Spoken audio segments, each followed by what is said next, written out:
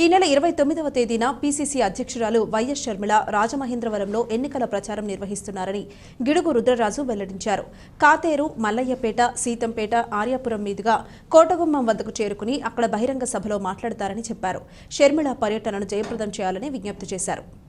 స్థానిక సోమాలమ్మ గుడి రోడ్లో ఉన్న కాంగ్రెస్ ఎన్నికల కార్యాలయంలో శనివారం జరిగిన మీడియా సమావేశంలో రుద్రరాజు మాట్లాడుతూ బీజేపీ పదే 400 పార్లమెంట్ సీట్లు ఇవ్వండి అని కోరుతుందంటే ఆర్ఎస్ఎస్తో కలిసి ఎస్సీ, ఎస్టీ, బీసీ, ఓబీసీ రిజర్వేషన్లు రద్దు చేయడానికేననే విషయాన్ని ప్రజలందరూ గ్రహించాలని పిలుపునిచ్చారు. దివంగత ముఖ్యమంత్రి వైఎస్ రాజశేఖర్ రెడ్డి తనయుడని జగన్కు ఒక్క అవకాశం ఇస్తే అధికారంలోకి వచ్చి రాష్ట్రాన్ని అధోగతి పాలు చేశారని ఆగ్రహం వ్యక్తం చేశారు. ఆయన అమలు చేస్తున్న నవరత్నాలు నవమోసాలుగా మారి ప్రజలు వంచనకు గురయ్యారన్నారు. ప్రత్యేక తరగతి హోదా, పోలవరం ప్రాజెక్టు ఊసేలేదని ఎద్దేవా చేశారు.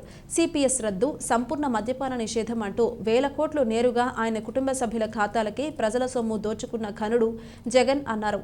టీ కొట్టులో కూడా డిజిటల్ పేమెంట్స్ జరుగుతుంటే ప్రభుత్వ మద్యం దుకాణాల్లో మాత్రం డబ్బులిస్తేనే విక్రయాలు చేస్తున్నారని ఆరోపించారు. ఈసీ నోటిఫికేషన్ కు ముందు మెగా డిఎస్సీ పేరుతో దగా డిఎస్సీ ప్రకటించి నిరుద్యోగులను నిండా ముంచాడని విమర్శించారు. దేశంలోనూ రాష్ట్రంలోనూ కాంగ్రెస్ అధికారంలోకి వస్తేనే అందరికీ మేలు జరుగుతుందన్నారు.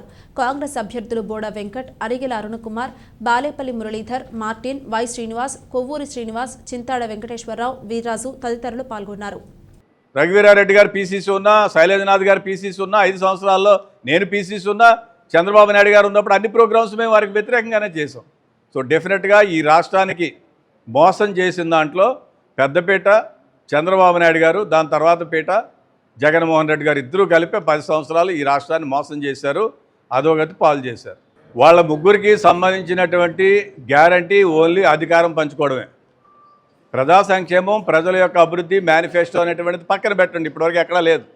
వాళ్ళ ముగ్గురు ఒకే తానులోని ముక్కలు, వాళ్ళ ముగ్గురు అధికారం కోసమే వెంపర్లాడుతున్నారు. పవన్ కళ్యాణ్ గారు పెద్ద పెద్ద మాటలు చెప్పారు. లెఫ్ట్ ఐడియాలజీ, చేగువీరా 2 పాసిపోయిన లడ్డులు ఇచ్చింది, ఇవన్నీ చెప్పినటువంటి వ్యక్తి ఈవేళ అవకాశం కోసం అందులోకి వెళ్ళారు. చంద్రబాబు నాయుడు గారు తిట్టారు. మీ దగ్గర పాత రీల్స్ ఉంటే వేసుకుంటే మనకే బాధ అనిపిస్తుంది. వాళ్ళు బీజేపీ వాళ్ళు అపాయింట్మెంట్ ఎలా ఇచ్చారో నాకు అర్థం అవట్లేదు. అటువంటిది ఆయన కలిశారు. ఈ ముగ్గురు కలిసింది ఏముంది? వాళ్ళకి 1% ఓట్లు లేనటువంటి రాష్ట్రంలో 6 లోక్సభ స్థానాలు తీసుకున్నారంటే చంద్రబాబు నాయుడు లీడర్షిప్ ఎంత భయపడుతోంది? ఈ భారతీయ జనతా పార్టీకి ఆంధ్రప్రదేశ్లో 1% ఓటు ఉందా? 0.8% ఓట్లు ఉన్నాయి. అటువంటిది 6 లోక్సభ స్థానాలు తీసుకున్నారంటే that indicates the weak leadership of Chandrababu Naidu. భయపడిపోయాడు. కేసుల మధ్య, భయం మధ్య ఉన్నటువంటి ముఖ్యమంత్రులు, ప్రతిపక్ష నాయకులు.